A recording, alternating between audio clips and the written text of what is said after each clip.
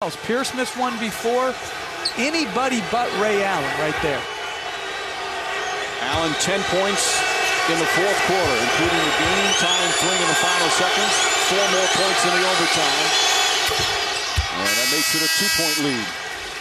Here he comes off the stagger screen. If you're Derrick Rose, you've got to shade him and track him so that there is no catch.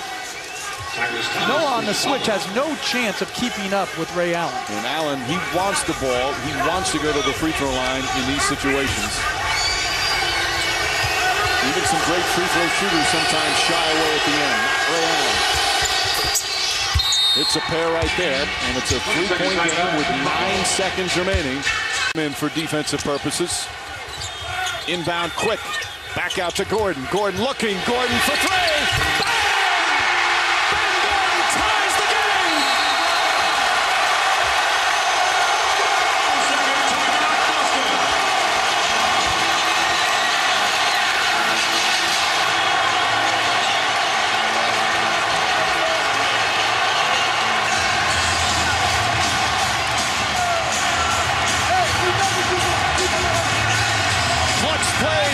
Clutch plays in this series. Good execution out of the timeout. Ben Gordon should have been grabbed immediately. You allow him to get a little bit of airspace, knocks down the jumper, and ties this ball game. See, to me, the foul shouldn't have occurred against Gordon. The foul should have occurred in the two-point land right when Salmon's caught it. Then you're not even in any danger of fouling on the shot.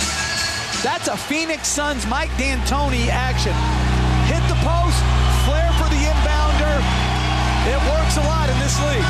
Now the Celtics are out of timeouts, and the Bulls do not have a foul to give. Boston with a chance to win it with 4.5 remaining. Plenty of time to get off a quality shot. Ben Gordon and Ray Allen have hit so many big shots in this series. So have Rose and Rondo. 3 of the 4 games have come down to the final possession. Celtics trying to take a commanding 3-1 lead. 4.5 seconds to go. That's plenty of time for the Celtics to get a quality look out of a timeout. Here's looking, gets it to Rondo. Rondo on the drive, the pull-up jumper for the wing. No good. Double overtime. Of regulation and overtime. Right now they lead by 5.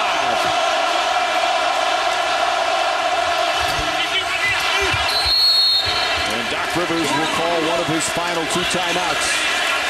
34.3 seconds remaining, second overtime. Celtics ball down 5.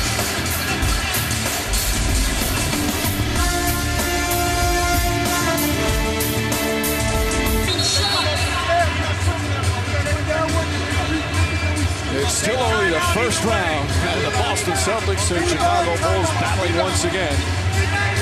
As the Bulls leading by 5. So impressive that Ray Allen three-pointer to force the first overtime seemed to almost deflate the Bulls a little bit. But Mark, they came back so strong in that first overtime. Got to give them a lot of credit.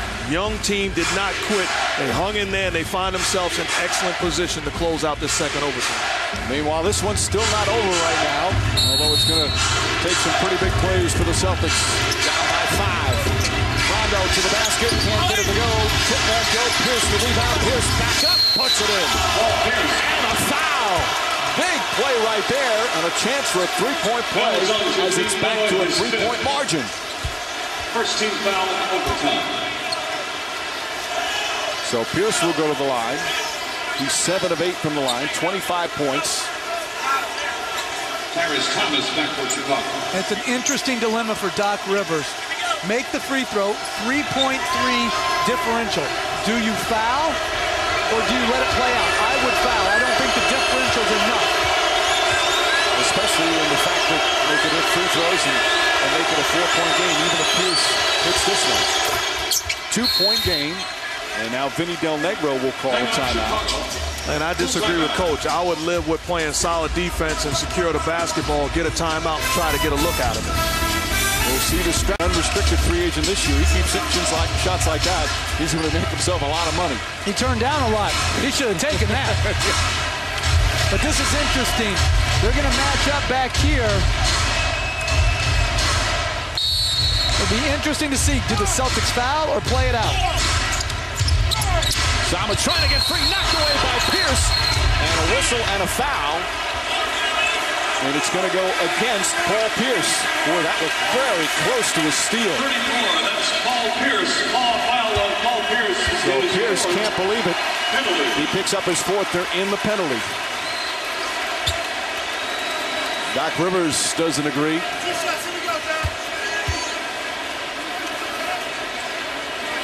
He's out of bounds, so I don't agree with the foul call, but he was out of bounds anyway, so Chicago would have inbounded. But about a year and a half or 2 years ago, they decided, the NBA did, too much was happening on late game inbound situations that the defense was giving too many liberties. So Danny Crawford's trying to officiate the way he was told to. That was the maybe #1 point of emphasis for the officials this season. They felt there was too much going on, too much grabbing. So Salmons hits the free throw, and this one huge right now. 3-point game. Celtics still have a timeout left. Salmons hits both, and Doc Rivers will use his final timeout. Kick it out, Allen, three-pointer to the right side. Won't go. Davis tips it back out to Pierce. Pierce fakes. Open three. It's good. Pierce rattles it in. It's a 1-point game. 20-second timeout. That was a brilliantly designed out-of-bounds play, and we always... They can throw it in the backcourt. Chicago has one timeout left, so if they have trouble getting it in, they can call time. Heinrich looking, gets it to Salmons, and Salmons is fouled. Salmons is 7 for 7 from the line this afternoon. And they did exactly what Mark was speaking about. Boston did not want to foul initially. They had 3 guys around the ball. Could have been possibly a strip.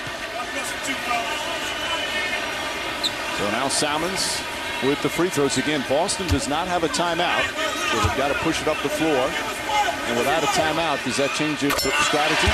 Salmons hits the first. If he hits the second and it's a 3-point game, can they go for a quick 2 still? Absolutely. You get the ball into Rondo's hands and blow it up the floor and live with his decision-making process. Salmons, 19 points.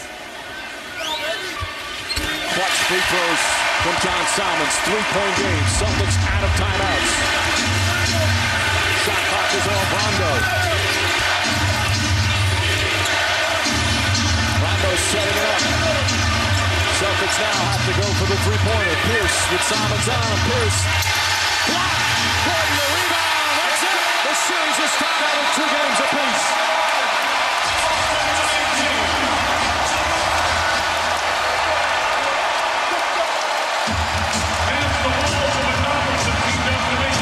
The Chicago Bulls with the double overtime victory. What a victory here at home. What a series this has been. And there's still games to go.